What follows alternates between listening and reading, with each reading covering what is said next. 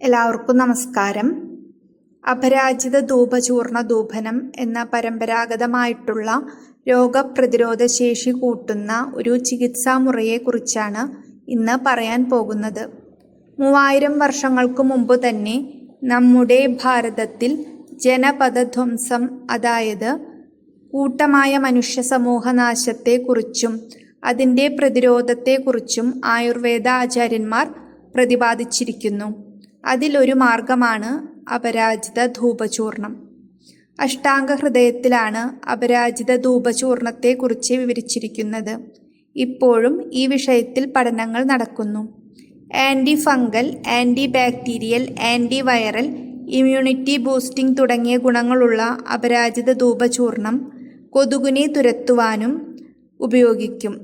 Dengue, chicken ഗുനിയ പോലുള്ള പകർച്ചവ്യാധികൾ നടന്നുകൊണ്ടിരിക്കുന്ന ഈ സാഹചര്യത്തിൽ അപരാജിത ധൂപചൂർണം വളരെ പ്രാധാന്യമർഹിക്കുന്നു. യാതൊരു പാർശ്വഫലവുമില്ലാത്ത ഈ ചൂർണം നമ്മുടെ വീടുകളിലും പരിസരത്തും ജോലിസ്ഥലത്തും വളർത്തുമൃഗങ്ങളുള്ള പരിസരത്തും ദിവസവും 2 നേരം പുകയ്ക്കണം. ഗർഭിണികൾ, കൊച്ചുകുട്ടികൾ, വൃദ്ധർ എന്നിവരുടെ കിടപ്പുമുറികളിലും ഉപയോഗിക്കാവുന്ന ഈ ധൂപചൂർണത്തിൽ ഗുൽഗുലു, കറുകപ്പുല്ല്, വയമ്പ്, ചെഞ്ചല്യം, വേപ്പ്, എരിക്ക്, അകിൽ, ദേവദാരു എന്നിവയാണ് അടങ്ങിയിട്ടുള്ളത്.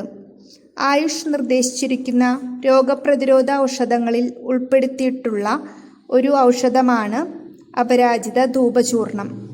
മൺചട്ടിയിലോ ഇരുമ്പു ചട്ടിയിലോ ചകിരിയിലോ കനലിട്ട് അല്പാൽപമായി ചൂർണം ഇട്ടുകൊടുക്കുക. നന്നായി പുകയുമ്പോൾ എല്ലായിടത്തും ധൂപനം ചെയ്യുക.